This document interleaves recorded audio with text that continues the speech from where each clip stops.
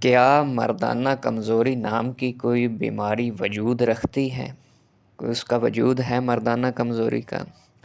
دیکھیں، جب بھی مردانہ کمزوری کی بات آتی ہے تو ہمارے ہاں دو طرح کی انتہائیں ہیں، تو لوگ کنفیوز ہو جاتے ہیں کہ پتہ نہیں مردانہ کمزوری ہوتی ہے یا نہیں ہوتی، یہ کوئی بیماری ہے یا نہیں بیماری۔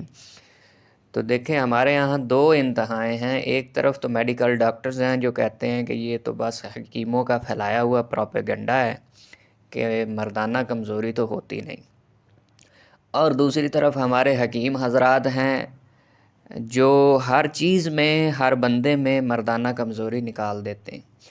تو اس بات کو، اس موضوع کو ہم آج اس ویڈیو میں تفصیل کے ساتھ ڈسکس کریں گے کہ کیا مردانہ کمزوری کا کوئی وجود ہے، کیا یہ کوئی بیماری ہے، کیا کوئی میڈیکل کنڈیشن ہے، ڈس آرڈر ہے، کیا چیز ہے۔ اس کے بارے میں ہم یہی تفصیل کے ساتھ بات کریں گے تاکہ آپ کی کنفیوژنز کو اس حوالے سے دور کیا جا سکے۔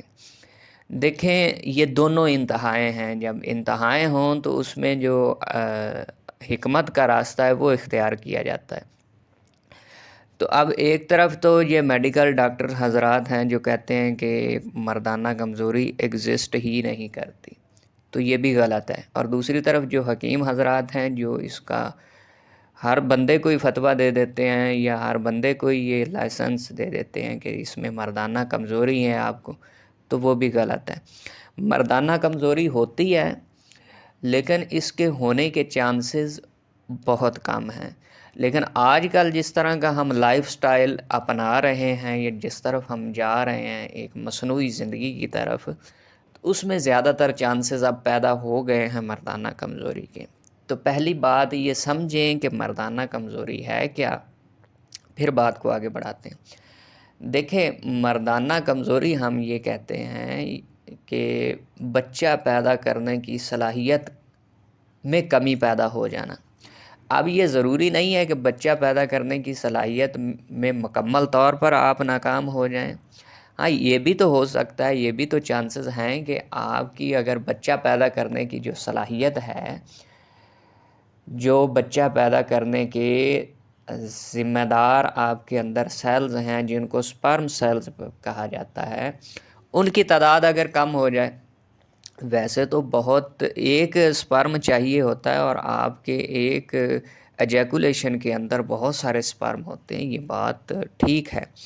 لیکن اگر وہ سپرم موجود ہوں لیکن ان کی سوئمنگ پاور ہی نہ ہو اتنی کہ وہ ایگ سیل تک پہنچ پائیں، یا پھر ان کی پروڈکشن ہی اتنی زیادہ نہ ہو، ان کی پیداوار ہی اتنی زیادہ نہ ہو، یا ان کا نمبر کم ہو، یعنی ان کی تعداد بہت کم ہو، تو میری پھر عاجزانہ گزارش ہے کہ اس کنڈیشن کو آپ کیا نام دیں گے؟ یعنی جو ذمہ دار سیلز ہیں بچہ پیدا کرنے کے، سپرم سیلز، ان کی تعداد میں کمی آ جائے، واقع ہو جائے، یا پھر ان کی سوئمنگ پاور کم ہو جائے، تو اس کو، یا ان کی پروڈکشن کم ہو جائے، اس کنڈیشن کو آپ کیا کہیں گے؟ تو یہی کہیں گے، مردانہ کمزوری کہیں گے نا۔ تو آج کل جس طرح کا ہم لائف سٹائل اپنا رہے ہیں، اس میں مردانہ کمزوری ہو سکتی ہے، گو کہ بہت کم لوگوں کو ہوتی ہے لیکن ہوتی ہے۔ اس کی وجوہات کیا ہیں مردانہ کمزوری کی؟ تو یہ آپ کی ڈائٹ ہے، اس میں مین فیکٹر اس کا یہ ہے کہ آج کل دیکھیں فاسٹ فوڈ کا ٹرینڈ زیادہ ہے، تو ایسی خوراکیں جو ہم استعمال کر رہے ہیں، ہمارا فاسٹ فوڈ کا خاص طور پہ برگر ہے یا شوارما ہے یا سموسے ہیں، اس طرح کی جو چٹ پٹی چیزیں ہیں، اس میں فیٹ کا کنٹینٹ لیول زیادہ ہوتا ہے۔ اب یہ فیٹ کا لیول جس میں زیادہ ہوتا ہے تو یہ چیزیں آپ کے اندر آپ کی سپرم کی پروڈکشن کو اور ان کی موٹیلٹی کو، یعنی ان کی سوئمنگ پاور کو کم کر دیتی۔ یعنی اس میں تقریباً تمام طرح کی فاسٹ فوڈ آ جاتی ہیں۔ اس میں اب میں اس کا نام نہیں لوں گا کیونکہ میں کھاتا کم ہوں، تو مجھے اس کا نام کا بھی اتنا زیادہ اندازہ نہیں ہے۔ تو آپ اندازہ کر سکتے ہیں کہ یہ جتنے بھی شوارمے ہیں، تلی ہوئی چیزیں ہیں، اس میں فیٹ کا لیول زیادہ ہوتا ہے۔ دوسرے نمبر پر ہمارے پاس وہ چیزیں آ جاتی ہیں جو کہ ڈبوں میں پیکڈ ہوتی ہیں، جسے ہم کینڈ فوڈ کہتے ہیں، یعنی ڈبوں میں پیکڈ جو خوراکیں ہیں جو ہم استعمال کرتے ہیں، جن کو محفوظ کر لیا جاتا ہے، دراصل پریزروڈ فوڈ جنہیں ہم کہتے ہیں، ان میں بھی ڈفرینٹ پریزرویٹیوز ہوتے ہیں، کیمیکلز ہوتے ہیں، پھر وہ پلاسٹک کے اور اس طرح کے ڈبوں میں قید کی جاتی ہیں اور اس میں اس کو رکھا جاتا ہے، جو کہ بعد میں بہت سارے کیمیکل ریئیکشنز کے بعد وہ پتہ نہیں کیا سے کیا چیز بن جاتی. تو یہ بھی آپ کی سپرم کی کوانٹٹی اور اس کی پروڈکشن کو اور سوئمنگ پاور کو متاثر کرتی ہے. تیسرے نمبر پر جو خوراکیں ہم استعمال کرتے ہیں جن کی وجہ سے مردانہ کمزوری ہو سکتی ہے، وہ ہمارے پاس ہیں پروسیسڈ فوڈ. اب یہ پروسیسڈ فوڈ جس طرح سے ہم لوگ یہ جو لیز وغیرہ کھاتے ہیں، اس طرح کی جو یہ پروسیسڈ فوڈز ہیں. تو اسی طرح سے پروسیسڈ میٹ ہوتا ہے، تو یہ سب سے زیادہ خطرناک ہے آپ کی مردانہ طاقت کے لیے. یعنی پروسیسڈ فوڈ جتنی بھی، اور خاص طور پہ پروسیسڈ میٹ، اس کا زیادہ کردار ہے.